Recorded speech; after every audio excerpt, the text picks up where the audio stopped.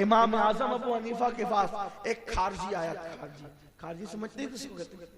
खारजी जो अली से बड़ी नफरत करते हैं, मौला अली से। अब मौला अली से क्या, सहाबा से भी नफरत करते हैं, लेकिन सहाबा की मोहब्बत का ढोंग रचाते हैं, असहाब रसूल और अजमत सहाबा और ये और वो, और अली से नफरत, बुग़्ज़ अदावत। खारजियों ने शहीद किया मौला अली। खारजी आया, तलवार निकाला और इमाम आजम से कहा, नोमान ये तलवार देखो, मैं तुम्हें कत्ल करने आऊं। इमाम आजम ने कहा क्यों? कहा तुम्हारा अकीदा ये है ना कि अली हक पर थे, फिर भी माविया से जो जंग की थी हक पे होने के बावजूद उन्होंने सालिस कोई हकम मुकर्रर किया था, यही तुम्हारा अकीदा? कहा बिल्कुल यही अकीदा है, हम अपने अकीदे को कब छुपाते हैं अहले सुन्नत। तो कहा हक पे होने के बाद किसी को सालिस मुकर्रर करना, खुद सोचो ये कितनी बड़ी बेवकूफी की बात है। तो गोया कि तुम अकीदे हक पर नहीं हो और तुम जो है वो माज़अल्लाह गलत नजरिए पे मैं तुम्हें कत्ल कर दूं। इमाम आजम ने फरमाया, कत्ल करना चाहते तो कत्ल कर दे, लेकिन अगर कुछ सुनना चाहता है तो बात कर। बोले सुनना चाहता हूं। फरमाया कि ये मसला मुनाजरे से हल होगा। भाई मैं तुझे जवाब दूंगा, तुम मुझसे सवाल करेगा, मुनाजरा होगा तो मसला हल होगा।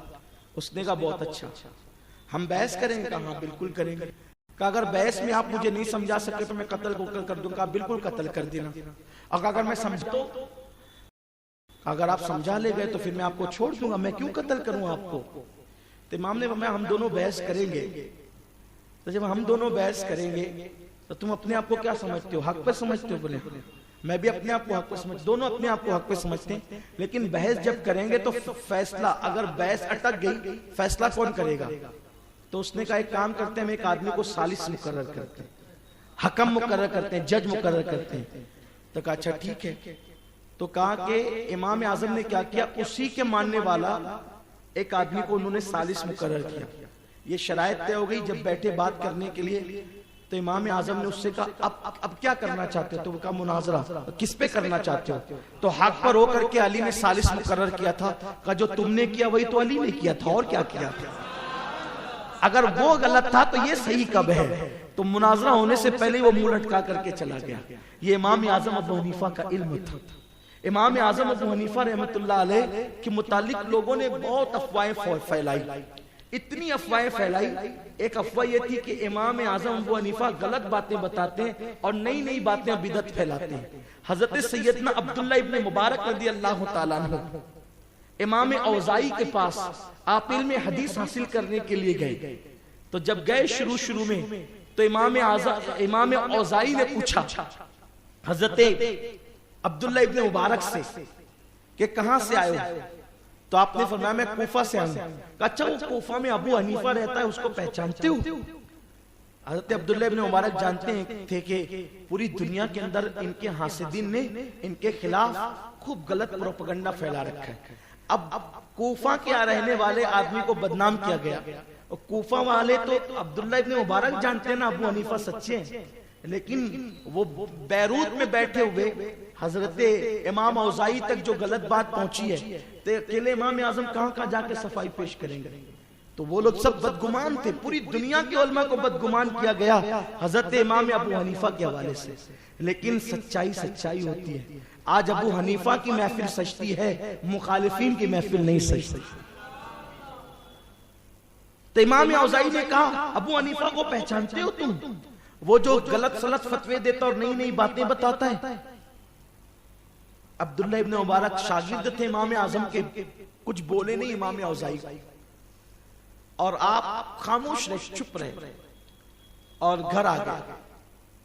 और 2-3 दिन के बाद जब इमाम औज़ाई की महफिल में गए तो कुछ औराक साथ में लेके गए और उसके सिरे पे ऊपर लिखा हुआ था सरनामे पे काला नौमान बिन साबित, कि नौमान बिन साबित कहता है या उन्होंने कहा। ठीक है, नौमान बिन साबित ने कहा।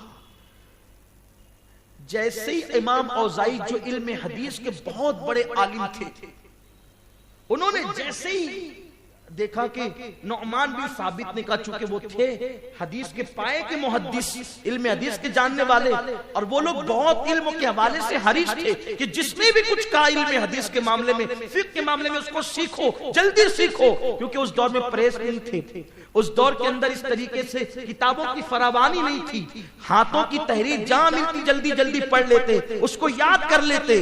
तो इन्होंने फौरन उनके हाथ से लिया इमाम औज़ाई ने, और खूब पढ़ा पढ़ा पढ़ा पढ़ा। और हज़रत अब्दुल्ला इब्न मुबारक से कहते हैं, ये बुजुर्ग कहां रहते हैं, ये बुजुर्ग कहां रहते हैं? हज़रत अब्दुल्ला इब्न मुबारक ने और बातें बताई और बताई और बताई। जब बताने के बाद कहा कि ये बंदा तो वो है जिसकी अक्ल के साथ खुदा ने इल्म को पेवस्त कर दिया है। ये नुअमान बिन साबित रहने वाला कहां का है? मुझे शौक है कि इसके बारे में मैं सुनूं, और ये जखीरा तेरे पास, ये खजाना तेरे पास कहां से आया? तो उस वक्त अब्दुल्ला इब्न मुबारक ने कहा, वो जो बिदअती है ना, जो गलत फतवे देता है, अबू हनीफा, कूफा में रहने वाला, उसी का असल नाम नुअमान बिन साबित है। तो हज़रत इमाम औज़ाई देख करके शर्मिंदा हो गए और फरमाने लगे, अच्छा, कहा कि उनके मुखालिफिन ने उनको बदनाम किया, वरना उनकी असल शख्सियत ये है, उनका असल कारनामा ये है। फिर उसके बाद उन इमाम औज़ाई पहली मुलाकात मक्कतुल मुकर्रमा में हुई, अब्दुल्ला इब्न मुबारक भी मौजूद थे।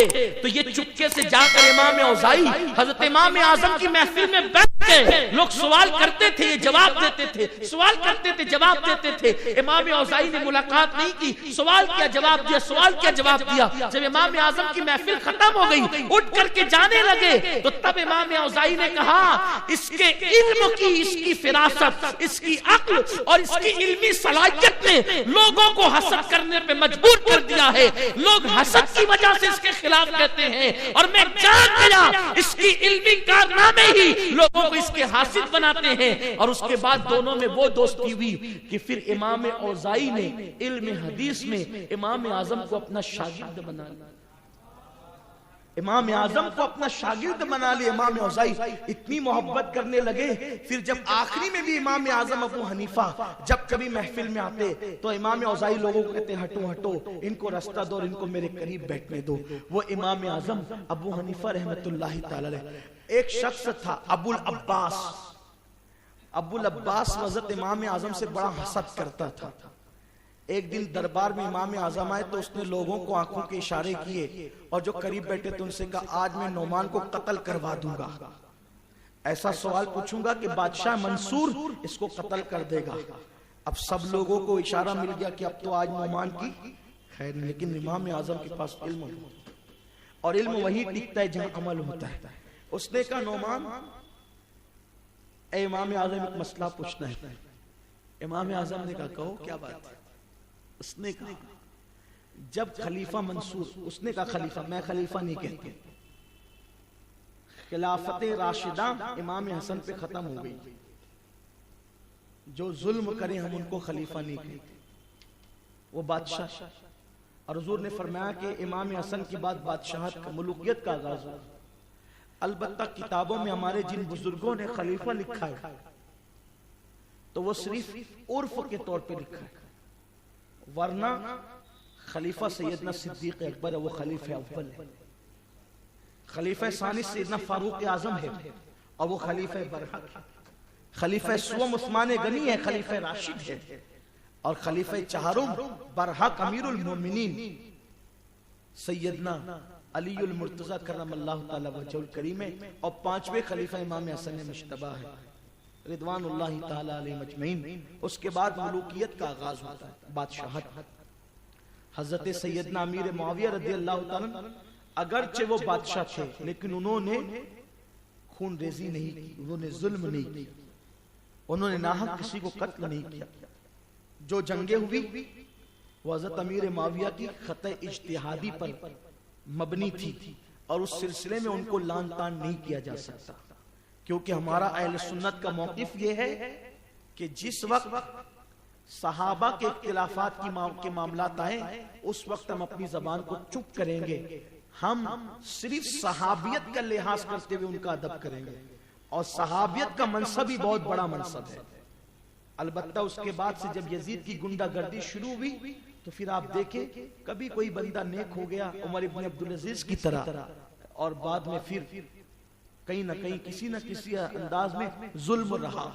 बहरहाल मैंने वजाहत कर दी कि बादशाह मंसूर के बारे में उसने कहा कि खलीफा जब हमको किसी के कत्ल का हुक्म देता है तो हमें ये मालूम नहीं होता कि ये वाकई इसने जुर्म किया है या इस पर इल्जाम है, तो हम उस पर अमल करें या ना करें। अब अगर ये कहते हैं कि अमल करें तो इमाम आजम की ये शान नहीं, और ये कहते हैं कि अमल ना करें तो मंसूर की तलवार से बचकर नहीं जा सकते इमाम आजम अबू हनीफा। जब ये सवाल उसने किया ना कि बादशाह जब किसी के कत्ल का हुक्म देता है, किसी को सजा का हुक्म देता है, हमको मालूम नहीं होता कि ये वाकई मुजरिम है या मुलजिम है, इस पे इल्जाम है या जुर्म है। ये सवाल सुनकर मंसूर भी संभल कर बैठ गया कि इमाम आजम क्या, सब संभल कर बैठ गए। आज तो अगर बात मंसूर को देख के कहते हैं तो आखिरत में नहीं छूटते, और इनका तकवा इस बात की इजाजत नहीं देता, और अगर हक बात कहते हैं तो मंसूर नहीं छोड़ेगा। आखिरत गई या दुनिया गई, दोनों में से कोई एक तो गई। इमाम आजम अबू हनीफा ने फरमाया, ये बताओ तुम्हारा नजरिया बादशाह के मुतालिक क्या है कि ये जब कोई बात कहते हैं तो हक कहते हैं या गलत कहते हैं। अब तो अबुल अब्बास पर सारी आ गई। अगर ये कहता कि हक कहते, गलत कहते हैं, ये कहने की उसमें जुर्रत तो थी नहीं, वो था तो चापलूस। अगर ये उसी जवाब नहीं दिया, उसी में सवाल उलट दिया। और यही बात याद रखना, जब लोग सवाल करें तो जवाब देने की कोशिश ना किया करें, उन पे सवाल कायम किया करें। ये असल मुनाजरे का जो ढंग है ना, वो यही है। आप जितना जवाब दोगे उतना मुनाजरा तवील होगा, और जितने सवाल कायम करोगे उतना मुनाजरा मुख्तसर होगा। आप पर भी लोग बहस करते हैं ना, हुजूर को इल्म गैब होता तो हजरत आयशा का हार क्यों नहीं बताया, तो आप उनसे आप फिर उनको जवाब देने लगते हैं, तो फिर वो आपको उलझाते हैं। आप उनसे ये कि अच्छा हुजूर को इल्म गैब नहीं था, तेरे कान में आके किसने कहा? हुजूर ने आयशा का हार हुजूर को नहीं मालूम था, अम्मा जान आयशा का हार हुजूर को नहीं मालूम था, ये किसने कहा? यानी हम भी सवाल करें, सवाल क्या करें लोगों से। लोग आपसे कहें कुंडे की नियाज कहां से साबित है, आप उससे पूछिए कौन सी हदीस में हुजूर ने मना किया कि जाफर सादिक की नियाज ना किया करें। पूछिए उनसे पूछिए हुजूर ने कब कहा कुंडे की नियाज ना किया करें, और जब हुजूर ने मना नहीं किया तो तू कौन होता है मना करने वाला? आप भी तो, आप कब तक जवाब देते रहेंगे? अब जवाब देने का टाइम खत्म हो गया, अब सवाल करने का टाइम आया है। और जवाब सुनने के लिए फिर उसको मेरे पास लाया कीजिए, हमारे पास लाए, हम जवाब देंगे। आप सिर्फ सवाल क्या कीजिए, आप सिर्फ सवाल क्या कीजिए। 11वीं का बकरा नहीं पढ़ना चाहिए, कहां से साबित है? कुरान और हदीस से। आप कहिए कुरान और हदीस में कौन सी आयत से? 6066 आयतों में एक आयत में बता दो अल्लाह ने 11वीं का बकरा पालने से मना किया है। पूरी दुनिया में बंद कराने की जिम्मेदारी अपनी है। हमने बगदाद मोहल्ला में भी गौस पाक की चौखट पे बकरे बंधे देखे, बगदाद में भी बंद करवाएंगे, हिंदुस्तान में भी बंद करवाएंगे, हर जगह बंद करवाएंगे। एक आयत ला और नहीं ला सकते और हरगिज़ नहीं ला सकते, तो फिर तुम क्यों मना करते हो? जब अल्लाह ने मना नहीं किया, अल्लाह ने मना नहीं किया, तुम क्यों मना करते हो? फिर जब वो कहेंगे ना नहीं इशारा आया है कि नहीं गैरुल्लाह के नाम का नहीं ज़बा करना चाहिए, फिर हम भी कहेंगे इशारा आया है कि हज़रत साद की अम्मी के नाम के भी कुएं बनाए जाते हैं। आपका जो जवाब होगा फिर, लेकिन ये है कि आप सवाल किया करें। इमाम आजम ने फरमाया कि बादशाह के मामलात को, उसके कौल को, उसके फरमान को तुम हक समझते हो या बातिल समझते हो? उसने फौरन जवाब दिया हम तो हक समझते हैं। फरमाया जब हक समझते हैं तो फिर वो काम करने से कौन सी चीज तुम्हें रोकती है? यानी कि आपने जवाब नहीं दिया, उसी के मामला उसी पे डाल दिए, उसका इतना सा मुंह होकर के रह गया। और जब हजरत इमाम आजम तशरीफ ले गए तो लोगों ने हंस के कहा क्यों, तुमने तो कहा था कि आज वो जा नहीं सकते। कहा नोमान ऐसे उस पे शिकंजा नहीं जकड़ सकता। इमाम आजम अबू हनीफा की ये शान है। वही इमाम अबू हनीफा जो इल्म में बेमिसल बेमिसाल थे, वही इमाम आजम अबू हनीफा जो चुटकियों में लोगों के मसाइल हल कर देते थे, वही इमाम आजम अबू हनीफा जिनके बारे में आका ने कहा अगर इल्म सुरैया पर होता तो नौमान वहां से भी उसको लेकर के आता। वही इमाम आजम अबू हनीफा जिसकी बशारत हदीस से सही में आई, वो इमाम आजम अबू हनीफा जिसका तस्करा इशारों में कुरान में आया, वो इमाम आजम अबू हनीफा जिसको दुनिया की जीनत कहा गया, वो इमाम आजम अबू हनीफा जिसको इल्म की जीनत कहा गया, वो इमाम आजम अबू हनीफा जिसको अबुल इल्म कहा गया, वो इमाम आजम अबू हनीफा जो अपने वक्त का इमामुल अइम्मा था, सिराजुल उम्मा था, जीनतुल उम्मा था, जीनतुल अइम्मा था, जो उम्मत का सिराज था, जो उम्मत का चिराग था, जो उम्मत के लिए रोशनी था, जो उम्मत के लिए मीनारे हिदायत था, वो इमाम आजम अबू हनीफा रहमतुल्लाह अलैह। उनके अखलाक ये थे, उनका किरदार ये था।